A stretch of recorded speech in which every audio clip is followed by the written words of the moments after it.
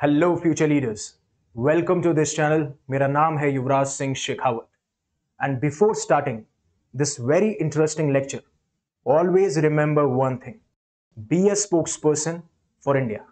अब आप सभी को पता है कि एस जयशंकर साहब अभी लंदन के दौरे पे गए थे।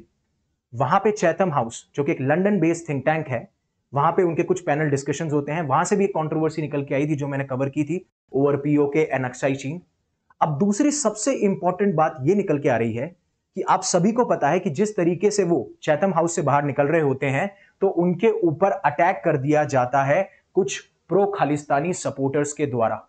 अब यहां तक आप एक चैथम, जो कि लंदन बेस्ड थिंक टैंक है, उसके बाहर निकलते हैं, वहां पे यूके के ऑफिशियल्स हैं, पुलिस ऑफिशियल्स खड़े हैं, फिर भी बैरिकेड्स लगे हुए हैं और बैरिकेड्स के आसपास वहां पे प्रो खालिस्तानी सपोर्टर्स हैं जो बैरिकेड्स को ब्रेक कर जाते हैं, एंटी इंडिया स्लोगन्स चैंट कर रहे हैं। और यहां तक कि एक प्रोटेस्टर तो जयशंकर साहब की गाड़ी के सामने आ जाता है और उसी टाइम पे वो इंडिया का जो फ्लैग है उसको टीयर कर देता है। अभी मैं आपको दिखाऊंगा। बट मुद्दा यह है कि मैं इसकी बात अभी क्यों कर रहा हूं। बात यह है कि अभी तक शायद स्पेशली ब्रिटेन का जो कॉलोनियल हैंगओवर है, कि वो एक टाइम पे बहुत बड़ा ग्लोबल एम्पायर हुआ करते थे, जब बहुत सारी कॉलोनीज पे वो रूल किया करते थे, वो अभी तक शायद उनका उतरा नहीं है। और आपको ये चीज समझना पड़ेगा कि अभी वो कोई कॉलोनियल पावर नहीं है, कोई बहुत बड़ा एम्पावर नहीं है। अभी डिप्लोमेसी के अंदर आपके एफर्ट्स दोनों तरफ से होने चाहिए। और इस तरीके से यह कहा जा रहा है कि कहीं ना कहीं यूके, स्पेशली इंग्लैंड यानी कि ब्रिटेन जो है, वो इंडिया को ग्रांटेड लेता है जब ऐसे इंसिडेंट्स की बात आती है। तो ये पहला कोई इंसिडेंट नहीं है, इससे पहले भी बहुत सारे इंसिडेंट्स हुए हैं, उसके बारे में भी बात करेंगे। और किस तरीके से सबसे इंपॉर्टेंट बात है कि ब्रिटेन ने टाइम टू टाइम कुछ ऐसे अपने कॉलोनियल पपेट्स बनाए हैं जो इंडिया को टारगेट कर सकते हैं, चाहे से वो पाकिस्तान हो जब डिवाइड एंड रूल किया गया, और अब चाहे से खालिस्तान हो। लेकिन सबसे इंपॉर्टेंट बात, अब यूके को वो प्राइस पे करनी पड़ेगी और ये उनके लिए कॉस्टली हो सकता है, जिस तरीके से अभी इंडिया ग्लोबल वर्ल्ड ऑर्डर में राइज कर रहा है। तो हम इन सारी बातों के बारे में जानेंगे कि किस तरीके से ये चीजें हो रही हैं, किस तरीके से यूके, स्पेशली जब मैं यूके की बात करता हूं तो उसमें इंग्लैंड आता है, स्कॉटलैंड आता है, वेल्स आता है, नॉर्दर्न आयरलैंड आता है, बट हम मोस्टली ब्रिटेन यानी कि इंग्लैंड की बात करेंगे कि वो कैसे उन्होंने ये चीजें, डिवाइसिव एलिमेंट्स जो लोगों को बांटती हैं, खालिस्तान का क्रिएशन में भी कहीं ना कहीं ब्रिटेन का बहुत बड़ा रोल है, उसके बारे में बात करते हुए नजर आएंगे। लेकिन सबसे पहले अपन देखेंगे वो वीडियो।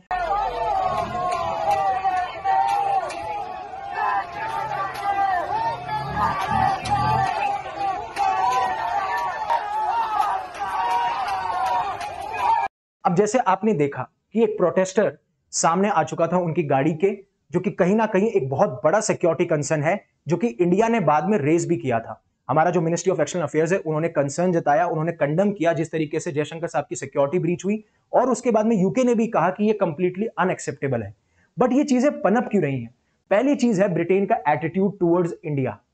अब काफी सारे एक्सपर्ट्स ये कहते हैं और क्रिटिसाइज करते हैं यूके को कि आज भी आप डिप्लोमेटिक रिलेशंस के अंदर इंडिया को फॉर ग्रांटेड लेते हो, क्योंकि आज भी आपको लगता है कि आज भी आप कॉलोनीज को रूल करते हो, आज भी आप एक बहुत बड़ा एम्पायर हो। बट आपको ये सोचना पड़ेगा कि आप अब वो बड़ा एम्पायर नहीं रहे, आपकी सारी कॉलोनीज आप लॉस्ट कर चुके हो और आपका ग्लोबल वर्ल्ड ऑर्डर में धीरे धीरे दर्जा धीरे धीरे कम हो रहा है और इंडिया एक तरफ उभर रहा है। और अगर आपको डिप्लोमेटिक रिलेशन बनाने हैं तो वो दो तरफा बनेंगे, एक तरफा नहीं। और ये सारी की सारी चीजें निकल के आती हैं जिस तरीके से इनके ऊपर अटैक कर दिया जाता है, और ये एक्सपोज करता है कि कैसे, जैसे वो कनाडा हो या फिर वो ब्रिटेन हो, यूके हो, वहां पे कितने लीनियंट है ऐसे ग्रुप्स के प्रति जो कि इंडिया की यूनिटी के लिए बहुत बड़ा थ्रेट है। वो चीज समझने की सबसे बड़ी बात है। अब कनाडा तो हमेशा से ही एक हेवन रहा है ऐसे एंटी इंडिया ग्रुप्स के लिए जो कि वहां पनपते हैं, पर ब्रिटेन भी कुछ कम नहीं है। और ये आपको समझना पड़ेगा कि कनाडा तो वर्स है बट यूके भी फार बिहाइंड नहीं है। और ये साफ साफ एक्सपर्ट्स के द्वारा किया जाता है कि ब्रिटेन की जो अथॉरिटीज हैं वो ज्यादा कड़े स्टेप्स नहीं लेती इनके खिलाफ। उसका रीजन मैं बताऊंगा कि क्यों वो इतने कड़े स्टेप्स नहीं लेती, क्यों कनाडा इसको सीरियस नहीं लेता, क्यों ब्रिटेन इसको सीरियस नहीं लेता, क्यों यूएस इसको इतना सीरियस नहीं लेता, क्यों वेस्टर्न कंट्रीज जो है वो इस मुद्दे को, यानी खालिस्तान मुद्दे को इतना सीरियसली नहीं लेती, और वहीं पे आप टेररिज्म को बहुत सीरियसली लेते हो। देखिए, ये जो खालिस्तानी जो मूवमेंट है, खालिस्तानी के मूवमेंट का मतलब कि जब आप सेपरेट डिमांड कर रहे हो, मतलब होमलैंड फॉर सिक्स के लिए, यानी सिक्स के लिए एक अलग जगह की डिमांड कर रहे हो, तो ये कनाडा में पनपता है, ये यूके में पनपता है। सबसे बड़ा रीजन है क्योंकि वेस्ट इसको थ्रेट मानता ही नहीं है। जिस तरीके से टेररिज्म को ये वेस्टर्न नेशन थ्रेट मानते हैं, क्योंकि टेररिज्म के जो इफेक्ट्स हैं वो हर एक नेशन में आपको देखने को मिलेंगे, क्योंकि अगर टेररिस्ट पनप रहा है पूरे ग्लोबल वर्ल्ड ऑर्डर में, तो कोई भी जो देश है वो आप ये नहीं कह सकते कि सिक्योरिटी प्रूफ है, उस पर कोई अटैक नहीं होगा। But when it comes to Khalistan demand, वो ओरिजिनेट होती है इंडिया से ही, क्योंकि कहीं ना कहीं कुछ ऐसे सिख्स हैं जो कि डिमांड करते हैं कि हमें अलग से एक सेपरेट होमलैंड चाहिए, तो डिमांड वहीं से होती है। तो बाकी वेस्टर्न नेशंस को ये लगता है कि हमारे क्यों क्या खतरा है, क्योंकि हमारी टेरिटोरियल और सोवरेनिटी जो है, जो टेरिटोरियल इंटीग्रिटी और सोवरेनिटी है, उस पर तो कोई अटैक आने वाला नहीं है। अटैक तो आने वाला है इंडिया पे, इसलिए इस चीज को सीरियसली नहीं लेते, इसलिए वो लीनियंट रहते हैं, इसलिए वो स्टेप्स नहीं लिए जाते इनके खिलाफ, और यही सबसे बड़ी दिक्कत है। अब आगे जानने से पहले कि कैसे पाकिस्तान का क्रिएशन किया ब्रिटेन ने, वो आप सबको पता है कि खालिस्तान कैसे क्रिएट हुआ, कैसे बाकी अटैक्स किए गए, कैसे ये सारी चीजें होती हैं। अनअकैडमी आपके लिए लेके आया बहुत ही बड़ा होली ऑफर, जिसमें आपको मिल रहा है flat 60% of on all the courses, plus जो भी आप कोर्स खरीदेंगे उसको आपको मिलेगा 6 मंथ्स का फ्री एक्सटेंशन। अगर मान लीजिए आपने 12 महीने का कोर्स खरीदा तो आपको उसमें 6 महीने और मिल जाएंगे, यानी कि 18 महीने का आप किसी भी कोर्स में ऐड हो सकते हैं। सबसे बढ़िया बात अनअकैडमी सब्सक्रिप्शन की ये है कि अगर आप इस बैच में एनरोल होते हैं तो आपको बाकी सारे बैचेस का एक्सेस फ्री ऑफ कॉस्ट मिलेगा। आगाज में मैं साइंस एंड टेक एनवायरमेंट की 6 to 12 की एनसीईआरटीज को कवर करा चुका हूं, और 11 तारीख से मेरा ओरिएंटेशन सेशन है जहां पे मैं इकोनॉमिक्स की एनसीईआरटीज को भी कवर कराऊंगा। और उसके बाद में आई प्रॉमिस यू, जो मैंने पीपीटीज, जो मैंने स्लाइड्स, जो मैं कंटेंट प्रोवाइड कर रहा हूं, आपको एनसीईआरटीज पढ़ने की जरूरत नहीं है। और उसके बाद में मधुकर कोटावे सर सीसैट के लिए एक बहुत ही पर्सनलाइज्ड डिजाइन कोर्स लेके आए हैं। अगर आप अंडर कॉन्फिडेंट हैं, आपको लगता है कि अभी आपने जीएस 1 में ज्यादा ध्यान दे दिया है, तो आप मधुकर कोटावे के साथ के सर जुड़ चुके हैं। और वेस्ट जो है हमेशा से खालिस्तान मूवमेंट को डाउन प्ले इसलिए करा जाता है कि इन पे डायरेक्ट थ्रेट होता नहीं है, ये चीज आपको समझनी पड़ेगी। अब जैसे मैंने आपको बताया कि ब्रिटेन अभी तक अपने जो कॉलोनियल पास्ट है, उन्हें लगता है कि हम आज भी बहुत पावरफुल एम्पायर है, वैसा नहीं हुआ है। पहले ब्रिटेन को वैसा एम्पायर कहा जाता था जहां पे सूरज ढलता ही नहीं है, सन नेवर सेट्स। बट आज कुछ बात अलग है, क्योंकि जिस तरीके से ब्रिटेन का एम्पायर फॉल करा है क्विकली, ब्रिटेन ने अपनी सारी की सारी पावर जो है वो लूज कर दी है, और उन्हें इस चीज से बाहर निकल के आना पड़ेगा। अब ब्रिटेन ने क्या है, हमेशा पाकिस्तान को भी सपोर्ट किया है। उसके पीछे रीजन क्या है कि यूके जो है हमेशा पाकिस्तान के क्लोज रहा है, यहां तक कि यूएस भी पाकिस्तान के क्लोज रहा है। उसके पीछे मैं रीजन बताना चाहूंगा, क्योंकि कहीं ना कहीं इंडिपेंडेंस के बाद में, जब इंडिया इंडिपेंडेंट हुआ उसके बाद में ब्रिटिशर्स यानी कि यूके को, उस टाइम तो मतलब ब्रिटेन जो था, ब्रिटेन को कहीं ना कहीं कंट्रोल चाहिए था कुछ कुछ कॉलोनीज पे, तो वो इसलिए पाकिस्तान के साथ में अच्छा रिश्ता बना के रखते थे। और दूसरी बात, नरेंद्र सिंह सरीला अपनी एक book the shadow of the great game में ये लिखते हैं कि यूएस और यूके को ट्रस्ट नहीं था, जो हमारे पहले प्रधानमंत्री थे जवाहरलाल नेहरू, जिस तरीके से उनके अच्छे रिश्ते थे और क्लोजनेस थी किसके साथ में, सोवियत यूनियन के साथ में। और आपको भी पता है कि सोवियत यूनियन उस टाइम पे कम्युनिस्ट रिजीम था और ये सारे डेमोक्रेसीज थे, तो इन दोनों के बीच में क्या नाम है, टकराव होते रहते थे अपना पावर ऑफ इन्फ्लुएंस बढ़ाने के लिए, कि कम्युनिस्ट रिजीम ज्यादा नेशंस में आएगी या फिर डेमोक्रेसी। और इस वजह से कहीं ना कहीं जो है वो पाकिस्तान को सपोर्ट करते हुए नजर आते थे, ना कि इंडिया को, और यही सारे रीजन है। लेकिन अब ये जो खालिस्तान की प्रॉब्लम है, कनाडा तो चलो वेल नोन है ही, अब ये यूके में भी आने लगा है। क्यों? क्योंकि जो अभी कीर स्टारमर की जो सरकार है उसके अंदर कुछ ऐसे पॉलिटिशियंस हैं जो इस खालिस्तान मूवमेंट को सपोर्ट करते हैं। उसी में एक यूके मेंबर है पार्लियामेंट की, प्रीत कौर गिल, उन्होंने एक इवेंट को अटेंड किया जो कि ऑर्गेनाइज किया गया था प्रो खालिस्तानी सपोर्टर्स के द्वारा। और साफ साफ उन्होंने पहले भी कहा कि जो सिख्स इंडिया में रह रहे हैं उनके पास में राइट है अपने आप को सेल्फ डिटरमाइन करने की, कि वो कैसा रूल चाहते हैं, वो क्या चाहते हैं। तो ये साफ साफ इनडायरेक्टली इंडिकेट करता है कि वो रिफ्लेक्ट कर रही है, हाईलाइट कर रही है खालिस्तान मूवमेंट को, और ये अंदेशा देता है और ये हमें ये चीज हाईलाइट करता है कि कहीं ना कहीं वो भी सपोर्टर हैं खालिस्तान मूवमेंट की। अब पहले भी ऐसे अटैक हुए जिसके बारे में मैं बात करना चाहता हूं, लेकिन जो एक मिनट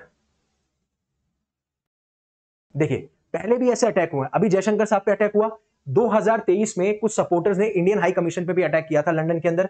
सितंबर 2023 में भी एक इंडियन डिप्लोमेट को रोका गया था जब वो सिख टेंपल में एंटर कर रहे थे इन स्कॉटलैंड। और यूके गवर्नमेंट कभी भी इस चीज को मतलब इतना सीरियसली लेती नहीं है, जैसे कैनेडियन गवर्नमेंट नहीं सीरियसली लेती, कितनी बार हमने कहा है। लेकिन इंडिया को यह समझना पड़ेगा कि अब हमें स्ट्रिक्ट एक्शन लेने हैं और लेने पड़ेंगे, नहीं तो ये दोबारा से हमें लीनियंटली लेने लग जाएंगे, हमें फॉर ग्रांटेड लेने लग जाएंगे। और अब जिस टाइम पे इंडिया इस अच्छी पोजीशन पे है तो ऐसा होना पॉसिबल नहीं है। लेकिन अब ब्रिटेन ने खालिस्तान मूवमेंट को क्रिएट किया गया। देखिए, जो खालिस्तान मूवमेंट की जड़ें हैं ना, वो कहीं ना कहीं जब ब्रिटिशर्स हमारे मतलब जब ब्रिटिश का कॉलोनियल पीरियड चल रहा था उस टाइम से शुरू हो गई थी। अब आपको गदर मूवमेंट जरूर याद होगा, जिसके अंदर हमारा उस टाइम पे मकसद यही था कि हम जो ब्रिटिश का रूल है उसके अगेंस्ट फाइट करें, और वो बहुत ही स्ट्रांगली ग्रो हो रहा था। और यहां तक कि ऐसा नहीं कि इंडिया में ग्रो हो रहा था, सैन फ्रांसिस्को में हो रहा था, बाकी यूके में हो रहा था, अलग अलग जगह भी वो हो रहा था। तो क्या करते हैं ब्रिटिशर्स, क्या करते हैं, एक स्पाई को हायर करते हैं जिनका नाम है विलियम हॉपकिंसन, जिनको ये बोला जाता है कि आप सिख कम्युनिटी में डिविजन्स लेके आइए। देखिए पाकिस्तान भी क्रिएट किया गया डिवाइड एंड रूल से, और यहां पे भी क्रिएट किया गया division on the basis of religion, right. वहां पे भी किया गया और यहां पे भी किया गया कि जिससे कि जो सिख्स हैं वो इंडिया के फ्रीडम स्ट्रगल में ज्वाइन ना करें। और यहीं से ब्रिटेन ने एक आइडिया प्रमोट करना शुरू किया कि सिख्स जो हैं वो हिंदू से सेपरेटेड हैं, और इसी चीज ने बीज बोए खालिस्तान मूवमेंट को, जिसकी वजह से आज भी हमें देखने को मिलता है कि ये जो एंटी इंडिया ग्रुप हैं वो यहां पे पनप रहे हैं। तो ये सारी चीजें हमें देखने को मिलती है। तो अब इंडिया को क्या करना चाहिए? देखिए पहली चीज ये है कि जो अभी इंडिया और यूके के बीच में फ्री ट्रेड टॉक की बात हो रही है, अगर ये चीज लीनियंट रहती है और अगर ये चीज अभी भी नहीं मानते हैं तो हमें फ्री ट्रेड टॉक के टाइम पे इन पे प्रेशर बनाना चाहिए, और अगर ये फिर भी नहीं मानते हैं तो हमें कैंसिल कर देना चाहिए। कि जिस तरीके से इंडिया का राइज हो रहा है, इन्हें भी पता है कि इंडिया एक बहुत बड़ा इंपॉर्टेंट प्लेयर है और ग्लोबल मार्केट है, और जिस तरीके से ब्रिटेन हमें ट्रीट करता है वैसे ही हमें इन्हें ट्रीट करना पड़ेगा। अगर वो स्ट्रिक्ट वीजा रूल्स रख रहे हैं हमें भी वही रखने पड़ेंगे, अगर सिक्योरिटी चेक्स इनके एयरपोर्ट पे ज्यादा हाई हैं तो हमें भी करने पड़ेंगे। हम क्यों लीनियंटी बरते हैं जब ये नहीं समझ रहे? और तीसरा, इंडिया की सिक्योरिटी आती है फर्स्ट। अगर कोई नेशन इंडिया की सिक्योरिटी को सीरियसली नहीं लेता तो हमारा कोई दायित्व नहीं है, हमारी कोई रिस्पॉन्सिबिलिटी नहीं है कि हम भी उस नेशन को सीरियसली लें। बिकॉज जब भी डिप्लोमेटिक ऑब्लिगेशंस की बात की जाती है, जब भी डिप्लोमेटिक एफर्ट्स की बात की जाती है, तो वो 2 वे होता है, ना कि 1 वे। और ये चीज रिफ्लेक्ट करना बहुत जरूरी है इस टाइम पे, चाहे वो कनाडा हो, चाहे वो यूके हो, या फिर कोई भी ऐसा नेशन जो हमें थ्रेट करना चाहता है, ऐसे एंटी इंडिया ग्रुप को पनपने देता है, उनको सेफ हेवन्स प्रोवाइड करता है, हमें उनका खात्मा करना बहुत जरूरी है। अब अनअकैडमी आपके लिए लेके आया है एक प्रीलिम्स क्रैश कोर्स जो कि 9,999 में अवेलेबल है। आप इसमें जुड़ सकते हैं, और जो लास्ट 80-85 डेज बचे हैं, अब हमारी टीम के साथ में अपनी तैयारी को कॉन्संट्रेट करके एक बेटर परफॉर्म कर सकते हैं एग्जाम में। सो होपफुली आपको ये आर्टिकल पूरा अच्छे से समझ में आया होगा कि किस तरीके से चीजें होती हैं, क्यों ऐसा होता है। तो thank you very much for giving me precious time. Stay safe, stay happy, शब खैर, and always remember one thing, be a spokes person for India. And second thing जो कि बहुत इंपॉर्टेंट है कि all your success belongs to God, Bhagwan and Allah, and all your failures are yours. That will really change your game in your life. So again, Shabak hai.